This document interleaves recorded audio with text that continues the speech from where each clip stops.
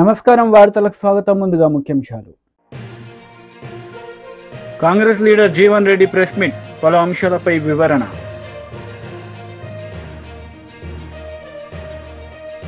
BRS leader press meet, పలు అంశాలపై వివరణ.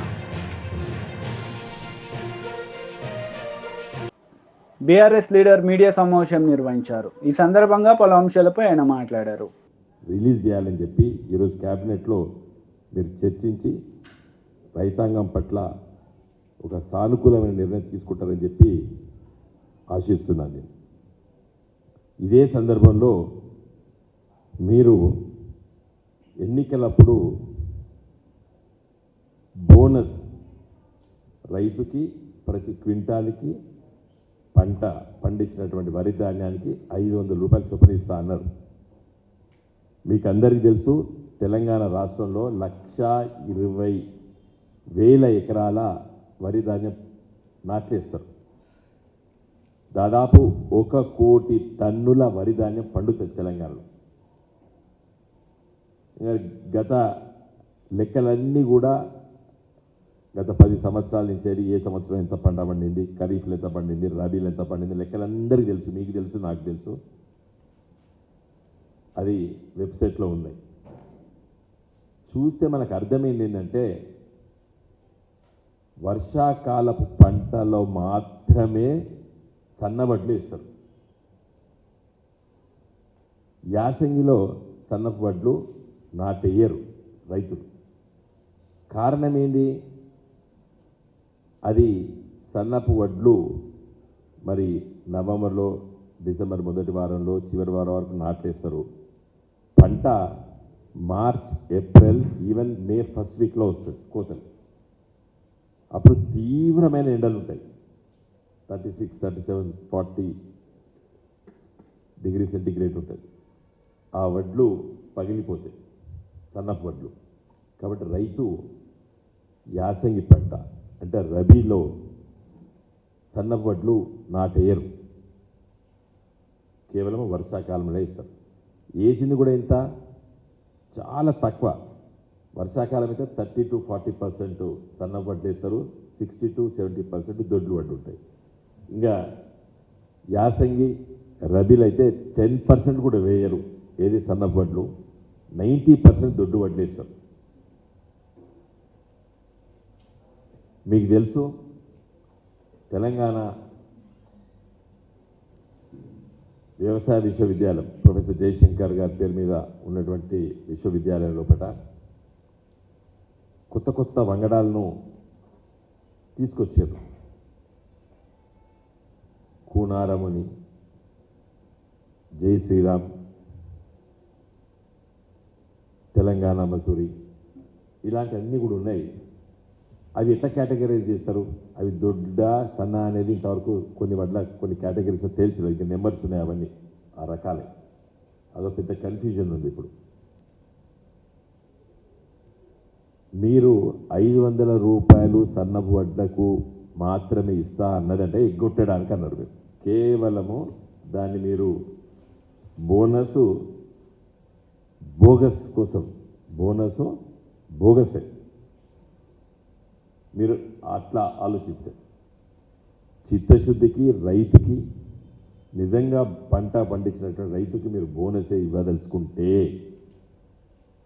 మీరు ఈ కేటగరైజేషన్ చేయొద్దు. సన్నపు వడ్లు, దొడ్డు వడ్లు ఉండొద్దు. ఎందుకంటే తెలంగాణలో పండించేదే దొడ్డు వడ్లు.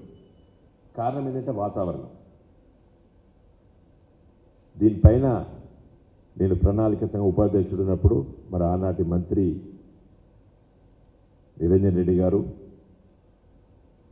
వ్యవసాయ శాఖ అధికారులు, సైంటిస్టులు అందరం కూర్చొని ఆలోచించడం. అసలు ఈ మనకు ఉన్నటువంటి వాతావరణం పట్టుకొని ఏదైనా రబీ అంటే యాసంగి పంట ప్రీపోన్ చేసుకోవచ్చా? కేసీఆర్ గారు చాలా సీరియస్గా ఆలోచించారు దీని మీద. చలికాలం నాటు వేసిన తర్వాత పెరగదు, చలికి పెరగదు. కాబట్టి లేట్ ప్లాంటేషన్ జరుగుతుంది. లేట్ ప్లాంటేషన్ అయ్యేసరికి ఈల్డ్ లేట్గా మార్చ్ ఎండింగ్, ఏప్రిల్, మేలో పోతుంది. పోయేసరికి ఎండ తీవ్రత అవుతుంది. కాబట్టే వడ్లు పగిలిపోయి నూకలైతుంది. కాబట్టి దీన్ని ఏ విధంగా అరికట్టాలని చెప్పి రీసెర్చ్ చేయమని చెప్పి కూడా మరి ఆనాటి ప్రభుత్వము కేసీఆర్ గారి నాయకత్వాన నిరంజన్ రెడ్డి గారు, నేను ప్రణాళిక సంఘం ఉపాధ్యక్షుడిగా సైంటిస్టులతో చర్చించడం, జగిత్యాల, అదేవిధంగా మన కూనారం, మన agricultural Warangal research station and agricultural university Rajendra Nagar ఇదంతా డిస్కస్ చేసినాం. కాబట్టి మీ మనసు పెట్టండి, మనసు పెట్టి ఆలోచించాలి దీని మీద. ఊరికే గడబడి చేసి తిట్ల వర్షంతో సమస్య పరిష్కారం కాదు. ఇది తిట్ల వర్షంతో సమస్య పరిష్కారం కాదు, కొంచెం సీరియస్గా ఉండాలి దీని మీద. నేను అందుకే క్యాబినెట్లో కొంచెం మంచిగా డిస్కస్ చేసి ఈ వరి ధాన్యం ఇంత కొనాలి, ఎట్లా కొనాలి, రైతుకు పెట్టుబడి అంటే రైతు బంధు ఎప్పుడు ఇవ్వాలి అనేది చాలా ఇంపార్టెంట్. మీరు ఇచ్చినటువంటి మొదటిదానికి ఇచ్చేది. కాంగ్రెస్ నేతలు మీడియా సమావేశం నిర్వహించారు. ఈ సందర్భంగా పలు అంశాలపై వారు మాట్లాడారు. ముందు జరుగుండేదని చెప్పంటున్నాను. చాప్టర్ కావడానికి కారణం ఏదైతున్నదో ఒక విధంగా దీన్ని దేశంలో మత విద్వేషాలు రెచ్చగొట్టబడే విధంగా రాజకీయ స్వార్థాన్ని మలుచుకునే ప్రయత్నం చేయడంతో ఈ అంశము ఇవాళ ఇంత తీవ్రతరమైందని చెప్పంటున్నాను. వీళ్ళ దేశంలో ఏదైతుందో ఒక ధార్మిక బోధన, ఒక ధార్మిక చింతన ప్రజానీకానికి కల్పింప చేయాలని ఆలోచన చేసింది రాజీవ్ గాంధీ గారు అని చెప్పి అంటున్నా. It was the Rajiv Gandhi when he was prime minister. వాళ్ళు మీకు దూరదర్శన్లో ఏదైతుందో రామాయణ మహాభారత్ సీరియల్స్ టెలికాస్ట్ చేయబడ్డది. ఎప్పుడు టెలికాస్ట్ చేయబడ్డది? వీళ్ళు Rajiv Gandhi was prime minister. వీళ్ళు రామాయణ మహాభారత్ ధార్మిక ఆలోచన విధానం సమాజానికి తెలియపబడే విధంగా, హిందూ ధార్మిక ఆలోచన విధానం సమాజం తెలియజెప్పబడే విధంగా ఏదైతుందో దూరదర్శన్లో టెలికాస్ట్ చేయబడ్డది. It was when Rajiv Gandhi was the prime minister. మీరు వాస్తవాలను వక్రీకరింప చేయబడే విధంగా, వాస్తవాలను కన్వరు చేయబడే విధంగా, ఇవాళ యాజ్ ఇఫ్ ఏదైతుందో బీజేపీ వచ్చిన తర్వాత, మోడీ గారు వచ్చిన తర్వాతనే రామ మందిర నిర్మాణానికి అంకురార్పణ జరిగింది. రామ మందిర నిర్మాణానికి అంకురార్పణ జరిగింది రాజీవ్ గాంధీ గారు ప్రధానమంత్రి ఉండగా. వాళ్ళ అయోధ్యలో రామ మందిర నిర్మాణానికి అంకురార్పణ జరిగింది, శిలాన్యాస్ చేయబడింది. ఎప్పుడు? It was 1989 when Rajiv Gandhi was the prime minister. అప్పుడు I think Buta Singh was the union home minister. Buta Singh was union home minister. Buta Singh అందులో పాల్గొనడం కూడా చెప్పంటున్నాను. నేను ఈ అంశాలను వివాదాస్పదం చేయడానికి ప్రయత్నం చేస్తుంది భారతీయ జనతా పార్టీ అని చెప్పంటున్నాను. నేను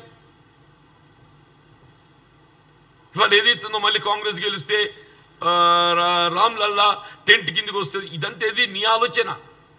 వీళ్ళ మందిర నిర్మాణము, పూజలు అనేది ఏదైతుందో ఇది హిందువుల ధార్మిక ఆలోచన. ప్రతి ఒక్క హిందూ ఏదైతుందో హైందవ సాంప్రదాయం తప్పకుండా శ్రీరామచంద్ర ప్రభువుని ఏదైతుందో ఆరాధిస్తాడు.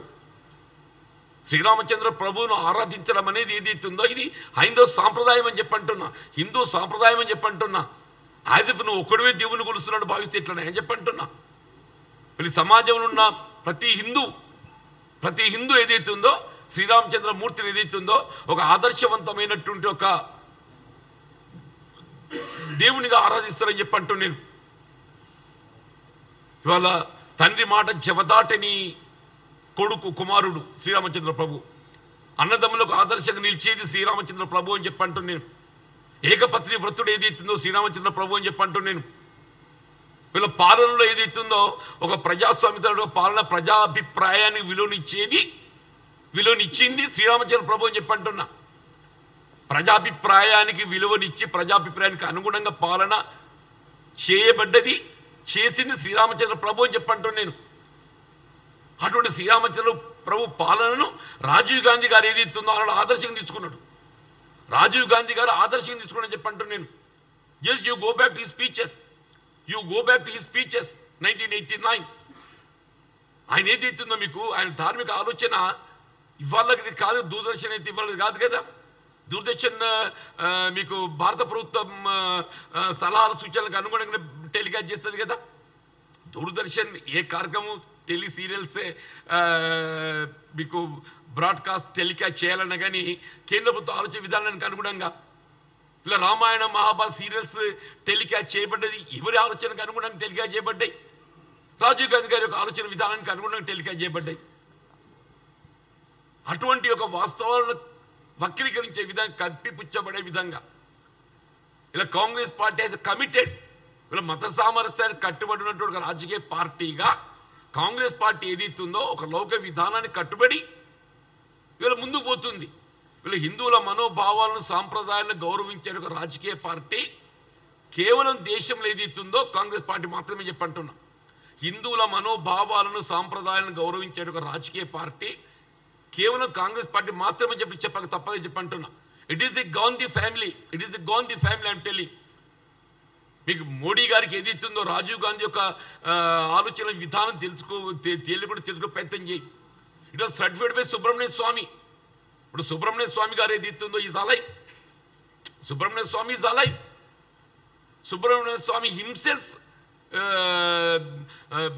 Discuss with the media. నిజంగా రాజీవ్ గాంధీ గారికి బ్రతికుండి ఆయనకి తిరిగి అధికారానికి వచ్చి ఉంటే వీళ్ళ అయోధ్యలో రామ మందిరం would have been built long back అని చెప్పని సుబ్రహ్మణ్య స్వామి హిమ్సెల్ఫ్ కామెంటెడ్. సుబ్రహ్మణ్య స్వామి అయితే is not Congress man, is not Congress man. వీళ్ళ కేవలం మీ రాజకీయ స్వార్థం కొరకు ఏదైతున్నదో వీళ్ళ కాంగ్రెస్ పార్టీ ఇవాళ మందిర నిర్మాణం చేయగలిగిన అని చెప్పంటే కేవలం న్యాయస్థానం తీర్పును ఆసరా చేసుకొని మందిర నిర్మాణం చేయడం జరిగింది. ఇవాళ అయోధ్యలో రామ మందిర నిర్మాణం చేయటానికి మూలం న్యాయస్థానం తీర్పు. ఆనాడైనా ఈనాడైనా రాజీవ్ గాంధీ గారు ఏదైతుందో అయోధ్యలో రామ మందిరం రామ్లల్లా దర్శనానికి అనుమతి ఇవ్వడానికి నిర్ణయం తీసుకున్నది న్యాయస్థానం తీర్పులకు అనుగుణంగా. ఆనాడు దానికి అనుగుణంగానే శిలాన్యాసకు అనుమతి ఇవ్వడం జరిగింది. ఇవాళ మళ్ళీ టీడీపీ పోలిట్ బ్యూరో సభ్యులు వర్ల రామయ్య మీడియా సమావేశం నిర్వహించారు. ఈ సందర్భంగా సీఎం జగన్ రెడ్డిపై మండిపడ్డారు. ఎలక్షన్ కమిషన్ డీజీ గారు ప్రపోజ్ చేసిన ప్రతిపాదనలన్నీ అంగీకరిస్తూ వాళ్ళ మీద చర్యలు తీసుకున్నారు. ఇప్పుడు తప్పెవరిది? జగన్మోహన్ రెడ్డి గారు. గతంలో ఒకే రోజు డీజీపీని, చీఫ్ సెక్రటరీని, ఇంటెలిజెన్స్ డీజీని, పలువురు ఎస్పీలని 2019లో ట్రాన్స్ఫర్లు చేస్తే ఆ పదవుల నుంచి తొలగిస్తే అబ్బో ఎలక్షన్ కమిషన్ బ్రహ్మాండంగా చేస్తుందన్న జగన్మోహన్ రెడ్డి గారు ఈ రోజున ఒక టెయింటెడ్ ఆఫీసర్స్ కొంతమందిని తొలగిస్తే ఎన్నికల కమిషన్ మీద దాడి చేస్తారా? ఇది న్యాయమా? మీ అధికారులు కాదా కారణం ఈ అరాచకానికి? అసలు మీరు ఇచ్చిన పోస్టింగ్స్ ఏంటి? ఇప్పుడు ఒకటి అరెస్ట్ చేశారు, సస్పెండ్ చేశారు కొంతమంది అధికారులని. ఇందులో సగం మంది మీ వాళ్ళేనండి. కులం పేరు చెప్పడానికి నేను చాలా బాధపడుతున్నాను. మీరు రేట్ చేశారు కనుక, మీరు నర్సరావుపేట ఎస్పీ కులం గురించి మీరు మాట్లాడారు కనుక నేను మాట్లాడుతున్నా. కులం గురించి మాట్లాడటం మా పార్టీ నైజం కాదు, మా పార్టీ పద్ధతి కాదు. సస్పెండ్ అయిన ఈ పనికిరాని అధికారులుగా లిస్టు కాబడిన 12 మందిలో 6 మీ కులం వాళ్ళే. ఇప్పుడేం సమాధానం చెబుతావు జగన్మోహన్ రెడ్డి గారు? కులాల గురించి మీరు ఎలుగెత్తిన మాట్లాడినట్టుగా, అబద్ధాలు అసత్యాలు మాట్లాడినట్టుగా ఎవరన్నా గతంలో మాట్లాడారా? 2 డిఎస్పీలని కమ్మారినేస్తేనండి, తమ్ముడు ఇటు చూడమ్మా ప్రెస్ సోదరుడు, 2 కమ్మారిని డిఎస్పీలను వేస్తే 33 కమ్మారు, 33 కమ్మవాళ్ళని వేసుకున్న చంద్రబాబు అని చెప్పి మీరు ఎంత ప్రచారం చేశారండి, ఎంత గగ్గోలు పెట్టారండి. అదే మీరు ముఖ్యమంత్రిగా మీ శాసనసభలో 2 కమ్మారు డిఎస్పీలు అని చెప్పారు మీరు సభానాయకుడిగా ఉన్నప్పుడు. ఎంత సిగ్గుచేటు! దీనికి ఏమి సమాధానం చెబుతారు? అందుకే నేను అన్నాను, దొంగ నడుస్తున్నది మీకు బాగా సూట్ అవుతుంది జగన్మోహన్ రెడ్డి గారు. ఈ తొలగించిన అధికారులందరూ ఏం చేస్తున్నారండి? వీళ్ళ బతుకులు ఎవరికి తెలియవండి? డీజీపీ రాజేంద్రనాథ్ రెడ్డి గారు ఎక్కడ కూర్చుంటున్నారండి? పిఎస్ఆర్ ఆంజనేయులు గారు ఇంటెలిజెన్స్ అడిషనల్ డీజీ ఎక్కడ కూర్చుంటున్నారండి? కొల్లి రఘురామరెడ్డి గారు ఎక్కడ కూర్చుంటున్నారండి? ధనుంజయ రెడ్డి గారు, సిఎస్ గారు, రాజేంద్రనాథ్ రెడ్డి గారు, కొల్లి రఘురామరెడ్డి గారు, సీతారామాంజనేయులు అందరూ ఒక చోట కూర్చొని వీరంతా పోలింగ్ రోజున మీరందరూ ఎక్కడున్నారు చెప్పగలరా? రాజేంద్రనాథ్ రెడ్డి గారు మీరు చెప్పగలరా పోలింగ్ రోజున మీరు ఎక్కడున్నారు? సీతారామాంజనేయులు గారు ఎక్కడున్నారు? మీ విధి నిర్వహణలో ఉన్నారా? మీరందరూ కూర్చొని కింది అధికారులతో మీరు మాట్లాడలేదా? మీరు డైరెక్షన్స్ ఇవ్వలేదా? మీ కాల్ డేటా ఇవ్వడానికి సిద్ధమా మీరు? నేను అడుగుతున్నా ఈ రోజున చీఫ్ సెక్రటరీ గారిని, జవహర్ రెడ్డి గారిని నేను అడుగుతున్నా, మీకు చిత్తశుద్ధి ఉంటే వీళ్ళ కాల్ డేటాస్ వెరిఫై చేయించండి. డీజీపీ గారిని నేను అడుగుతున్నా, మీకు చిత్తశుద్ధి ఉంటే సీతారామాంజనేయులు, కొల్లి రఘురామరెడ్డి, డీజీ రాజేంద్రనాథ్ రెడ్డి గారు వీళ్ళ కాల్ డేటాస్ వెరిఫై చేయండి. పోలింగ్ రోజున ఎంతమంది అధికారులతో వీళ్ళు మాట్లాడారు? What made them to talk to them? కింద అధికారులతో ఎందుకు మాట్లాడు? ఏసీబీ డీజీపీ అసలు ఎందుకు మాట్లాడతాడు? రాజేంద్రనాథ్ రెడ్డి ఏసీబీ డీజీ అండి. ఏసీ అవినీతి పనులు పట్టుకునేదేం లేదు. ఆ రోజున ఎలక్షన్ రోజున లంచాలు తీసుకున్న అధికారులు కూడా ఆ రోజు ఎవరు వాళ్ళు పోలింగ్లో బిజీగా ఉంటారు. ఆ రోజున మీరు ఎంతమంది అధికారులతో మాట్లాడారు? అంటే మీ అధికారాన్ని అడ్డుపెట్టుకొని క్రింది స్థాయి అధికారులను బెదిరించారా? వైఎస్ఆర్ పార్టీకి అనుకూలంగా చేయమని ఇన్స్ట్రక్షన్స్ ఇచ్చారా? లేకపోతే మీ అధికారాన్ని ఉపయోగించి వాళ్ళని ఇబ్బంది పెడతామని బెదిరించారా? ఏం చేశారు? మీ కాల్ డేటా తీయండి. మీకు ధైర్యం అంటే మీ కాల్ డేటా బయట పెట్టమని చెప్పి కూడా నేను అడుగుతున్నాను. నేను ఇంత నలుపు మీ దగ్గర పెట్టుకొని ఎలక్షన్ కమిషన్ మీద పడాలని చూడటం ఎంతవరకు న్యాయం అని చెప్పి కూడా నేను అడుగుతున్నా. ఈ అరాచకాలన్నిటికీ కారణం వైఎస్ఆర్ కాంగ్రెస్ పార్టీ, జగన్మోహన్ రెడ్డి గారు. మీరు మీ అధికార దాహం కారణం, మీ అవినీతి సామ్రాజ్యం కారణం, మీ నేర చరిత్ర కారణం, మీ రక్త చరిత్ర కారణం. లేకపోతే ఇన్నాక హత్యలేంటి? మాచర్లలో వేర్ ఈజ్ అవర్ ఎమ్మెల్యే? ఈ రోజున ఎక్కడున్నాడు ఎమ్మెల్యే? పిన్నెల్లి రామకృష్ణారెడ్డి గారు ఎక్కడున్నాడండి? అతని తమ్ముడు వెంకట్రామరెడ్డి వేర్ ఈజ్ హి? వీళ్ళిద్దరిని హౌస్ అరెస్ట్ చేస్తే పోలీసుల కళ్ళు కప్పి పారిపోయారు. పారిపోయి ఎక్కడికి వచ్చారు? They have come down to CMO's office, chief minister ఆఫీస్కి వచ్చారు. బీజేపీ లీడర్ మీడియా సమావేశం నిర్వహించారు. ఈ సందర్భంగా పలు అంశాలపై ఆయన మాట్లాడారు. చెప్పాము మేనిఫెస్టోలో మీరు సన్నవడ్లు దొడ్డు వడ్లు అని చెప్పలేదు. ప్రతి క్వింటాల్కి మీరు 500 రూపాయలు బోనస్ ఇస్తామన్నారు. మరి ఇప్పుడేమో లీక్ ఇచ్చారు, సన్నవడ్లు అని చెప్పి లీక్ ఇచ్చారు. అది మంచిది కాదు. మరి ఖచ్చితంగా దీంట్లో కూడా రిప్రజెంటేషన్లో కూడా మెన్షన్ చేశాం. మీరు వడ్లకు 500 రూపాయలు బోనస్ ఇస్తామన్న మాదిరిగానే 500 రూపాయలు వడ్లకు బోనస్ ఇవ్వాల్సిందిగా కూడా డిమాండ్ చేశాం. అది రిప్రజెంటేషన్లో కూడా రాయడం జరిగింది. మరి వారే చాలాసార్లు ఆగస్ట్ 15th అని చెప్పారు కదా. మరి ఆగస్ట్ 15th వరకు వెయిట్ చేయాలి కదా.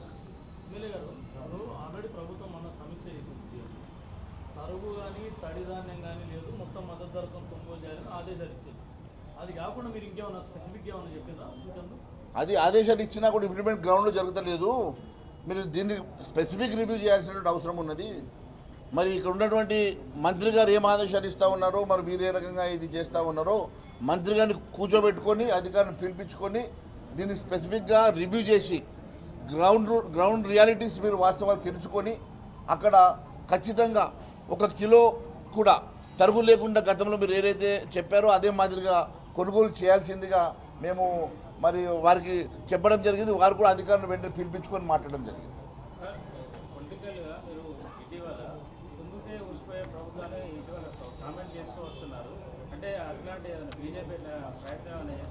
భారతీయ జనతా పార్టీ ఎప్పుడు కూడా ఇటువంటి వాటిల్లో ఇన్వాల్వ్ కాదు. అలాంటి అవసరం మాకు లేదు. ఈ రాష్ట్రంలో ఈ దేశంలో అత్యధిక రాష్ట్రాల్లో ముఖ్యమంత్రి ఉన్నటువంటి 10 సంవత్సరాలు మచ్చలేక కుంభకోణాల తావు లేకుండా 10 సంవత్సరాలు ఈ దేశాన్ని ఏలుతున్నటువంటి భారతీయ జనతా పార్టీ రాబోయే 3వ సారి మళ్ళీ మోడీ గారి ప్రధానమంత్రి అవుతున్నటువంటి సందర్భంగా ఎప్పుడైనా గుర్తుపెట్టుకోండి, ఏ రాష్ట్రంలో కూడా భారతీయ జనతా పార్టీ అన్డెమోక్రటికల్గా ఆలోచన చేయదు. మీరు కొట్లాడుకొని మీరు ఊసిపోతే మేమేం చేయాలా? మీరేమన్నా మీ మధ్యలో ఏమన్నా గొడవలు పెట్టుకొని మీ మధ్యలో సఖ్యత లేక మీరు కొట్లాడుకొని మీరు ప్రభుత్వాన్ని పోగొట్టుకున్నా దానికి మేమెట్లా బాధ్యత అవుతాం?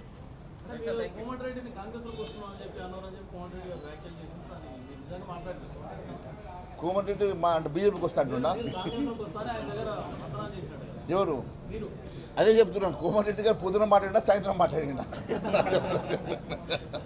కూడా రిప్రజెంటేషన్ కూడా మరి వారికి మేము ఇవ్వడం జరిగింది. ఈ రిప్రజెంటేషన్లో చాలా స్పష్టంగా ఏ రకంగానైతే రైతులకు అన్యాయం జరుగుతూ ఉన్నదో, ఏ రకంగా మీరు ఇచ్చినటువంటి అంశాలు, ఇచ్చినటువంటి హామీలు నెరవేర్చాల్సినటువంటి అవసరం ఉన్నదో, రైతులకు మళ్ళీ ఇప్పుడు మీరు ఇవ్వాల్సినటువంటి రైతు బంధు, ఆ రైతు భరోసా పేరు మీద ఇవ్వాల్సినటువంటి డబ్బులు కూడా గతం ఇంకా పెండింగ్ ఉన్నాయి. మళ్ళీ ఇప్పుడు జూన్లో వర్షాల తర్వాత వారికి పెట్టుబడులు అవసరం ఉంటాయి కాబట్టి వెంటనే అవి రిలీజ్ చేయాల్సిందిగా కూడా ముఖ్యమంత్రి గారిని కోరడం జరిగింది. దానికి కూడా వారు సానుకూలంగా స్పందించారు. మరి వెంటనే మేము ఇమ్మీడియట్గా దీన్ని అన్ని కూడా ఫుల్ఫిల్ చేయాల్సిందిగా డిమాండ్ చేస్తూ, లేని పక్షంలో రైతుల పక్షాన భారతీయ జనతా పార్టీ పోరాటం చేస్తే తెలియజేస్తా ఉన్నాం.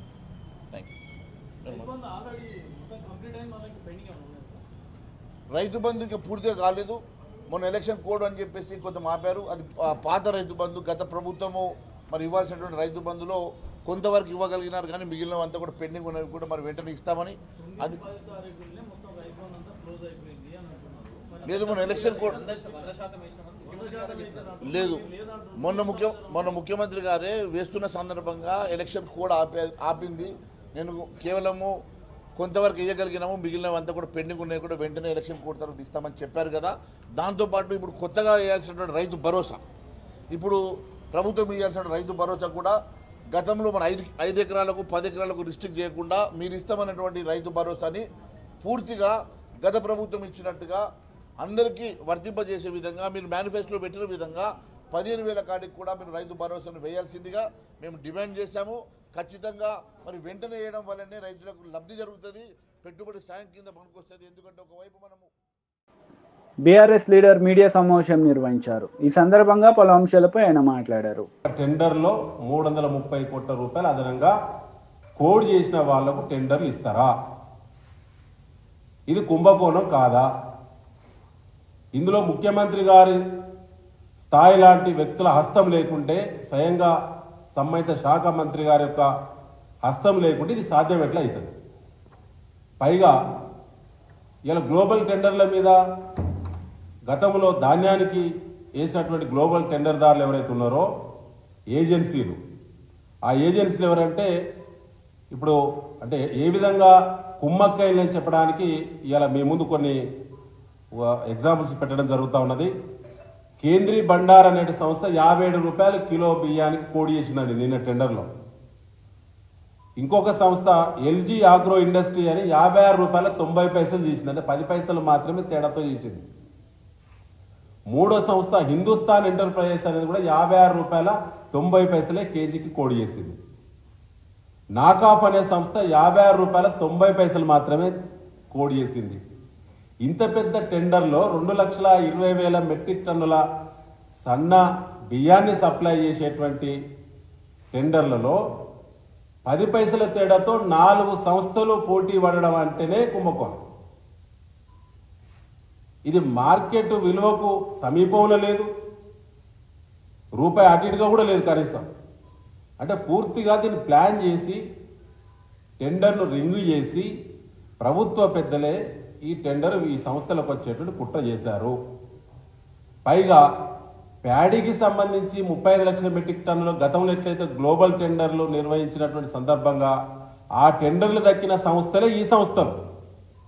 అంటే ప్యాడీకి ఏ టెండర్లు ఎవరికైతే దక్కినాయో ఆ సంస్థలకే మళ్ళా 2,20,000 మెట్రిక్ టన్నుల సన్న బియ్యం సరఫరా సంబంధించి కూడా ఇవాళ కిలోకి 15 రూపాయల అదనపు ధర చెల్లిస్తూ వాళ్ళకు టెండర్లు వచ్చేటువంటి విధంగా ఇవాళ కాంగ్రెస్ పార్టీ ప్రభుత్వము ఇవాళ ప్రయత్నం చేస్తూ ఉన్నది.